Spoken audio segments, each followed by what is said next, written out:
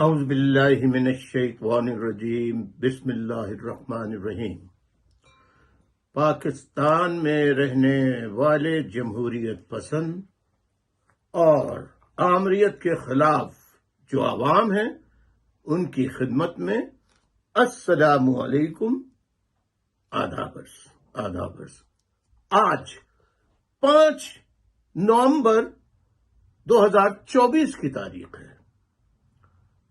جیسا میں نے اپنے کل یعنی 4 نومبر 2024 کے ٹک ٹاک پیغام میں بتا دیا تھا کہ انصاف کا قتل، عدلیہ کا قتل کیا جا رہا ہے۔ عدلیہ کے تمام آئینی قانونی اختیارات کون سی؟ عدالت عظمیٰ کے، سپریم کورٹ کے اختیارات چھین لیے گئے ہیں۔ پہلے 26ویں آئینی ترمیم لائی گئی، اس کے بعد عجلت میں کل گزشتہ روز 4 نومبر کو ایک اور کئی ترامیم لائی گئی، جس میں ججز کی مدت میں اضافہ، چیف آف آرمی اسٹافز، کس کے؟ نیوی کے، فضائیہ کے اور آرمی کے، ان کی ملازمت مدت میں 3 سال سے بڑھا کر 5 سال ان کی مدت کر دی گئی، اور پھر مزید تفصیلات ہیں۔ آج گزشتہ روز جو حکومت، جس میں پاکستان مسلم لیگ نون، پاکستان پیپلز پارٹی، یہ 2 بڑی جماعتیں ہیں، اور ان کے ساتھ ان کی حلیف جماعتیں ہیں PDM نے، لیکن اس میں 2 بڑی جماعتیں ہیں، مسلم لیگ نون اور پاکستان پیپلز پارٹی۔ انہوں نے کل فوجی جرنیلوں کے احسانات کا بدلہ چکا دیا، اور پاکستان کی فوج کو نہ صرف یہ کہ کھلا لائسنس دے دیا گیا کہ وہ جو چاہیں کریں، اور عدلیہ کو مکمل طور پر، کیا کہیے، اگر شیر کے ناخن اور دانت نکال کر اس کو جنگل میں چھوڑا جائے تو کون اس سے ڈرے گا؟ اسی طرح سپریم کورٹ کے دانت اور ناخن نکال کر سپریم کورٹ کے تمام آئینی قانونی اختیارات کو سرے سے ختم کر دیا گیا، قتل کر دیا گیا۔ میں تھوڑی سی تاریخ پاکستان کے عوام کو بتانا چاہتا ہوں کہ مسلم لیگ نون، نواز شریف کی مسلم لیگ نون اور موجودہ بلاول زرداری کی پیپلز پارٹی، یہ دونوں جماعتیں سن 1971 فال آف ڈھاکہ کے بعد، سقوط ڈھاکہ کے بعد، پاکستان کے 2 لخت ہو جانے کے بعد، ان دونوں جماعتوں نے کہاں پرورش پائی؟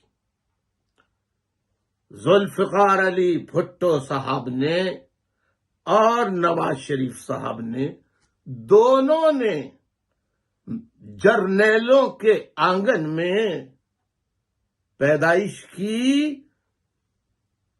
ان کے گودوں میں دودھ پیا، جوان ہوئے، پرورش پائی اور جوان ہوئے، تو انہیں بڑے بڑے عہدوں سے نوازا گیا۔ 3 پشتیں ان دونوں جماعتوں کی آج اقتدار میں آج بھی تیسری پشت اقتدار کے مزے لے رہی ہے. اور نواز شریف صاحب، جنرل جیلانی، ایوب خان کے صاحبزادے ذوالفقار علی بھٹو، اس کے بعد سے نون کے خلاف عدلیہ نے بہت سارے فیصلے دیے جنہیں جرنیلوں نے، اسی طرح پیپلز پارٹی کے خلاف دونوں کو بار بار مقدمات معاف کروا کے دوبارہ اقتدار میں لایا گیا. اور اس کے بعد ان کی اولادیں اقتدار میں آنے لگیں، بھائی، بھتیجے، سسر، بیٹے، پتن، پوتے، نوازے، پتہ نہیں کون کون. تیسری پشت محترمہ مریم نواز صاحبہ کی شکل میں اور بلاول زرداری کی شکل میں پیپلز پارٹی کی تیسری نسل، فوج کی گود میں پلنے والوں کی تیسری نسل نے کہا آؤ جو عنایتیں فوج نے ہم پر کی تھی اس کا بدلہ اتار دیا جائے. لہذا فارم 47 کے تحت فوج نے انہیں جتایا اور انہوں نے کہا 3 پشتے مزے لے، 2 پشتے لے چکی، تیسری پشت لے رہی ہے، 4 پشتے اور ہمیں مزے کراؤ. ہم چیف آف آرمی اسٹاف کو بادشاہ بناتے ہیں اور عدلیہ کو بالکل بے حیثیت کر دیتے ہیں اور اپنے ججز لا کر وہاں پر لگا کر ہم اپنی مرضی کے فیصلے کرائیں گے. آج آئینی بینچ تشکیل پایا، آج 5 نومبر کو 2024 کو. وہ بھی جو بینچ ہے وہ حکومت نے کھلا لائسنس دے دیا، جو ہم چاہیں گے وہی فیصلہ سپریم کورٹ سے آئے گا. اور کوئی بھی چیز فوج کی لاقانونیت، غیر آئینی، غیر قانونی اقدامات پر فوج کا کوئی نام بھی نہیں لے گا. لہذا یہ 4 پشتوں تک اور آنا چاہتے ہیں. اس کے بارے میں یہی کہوں گا کہ احسانات کا بدلہ پیپلز پارٹی والوں، مسلم لیگ نون والوں، پی ڈی ایم کی جماعتیں والوں، تم نے عدلیہ عدالت عظمیٰ کے اختیارات ختم کر دیے، انہیں قتل کر دیا، اور تم نے فوج کو لامحدود اختیارات دے دیے. اور اب تم عمران خان کے خلاف اور موجودہ حکومت کی جو شریک جماعتیں ہیں ان کے خلاف جو بھی آواز اٹھائے گا سیاسی جماعت، ان کے خلاف غداری کا مقدمہ، ملٹری کورٹ، اور ان کی آوازیں دبا دی جائیں گی، ختم کر دی جائیں گی. اور حکومت کے یہ مزے نسل در نسل اڑاتے رہیں گے. تو کل پیپلز پارٹی اور مسلم لیگ نون نے تمام فوجی جرنیلوں کے احسانات کا بدلہ ترمیمیں ایسی کی کہ جمہوریت کا قاتل، پارلیمنٹ کا قاتل، عدالت عظمیٰ کا اور عدالتوں کا قاتل کر دیا گیا. اس پر میں کہوں گا کہ بہت اچھا کیا پیپلز پارٹی والوں، مسلم لیگ نون والوں. عوام کے نام پر آپ نے ووٹ حاصل کیے، کام آپ نے انہی کے لیے کیے جن کی گودوں میں آپ نے دودھ پیا، پرورش پائی اور جوان ہو کر اقتدار کے مزے لوٹے اور آج تک لوٹ رہے ہیں.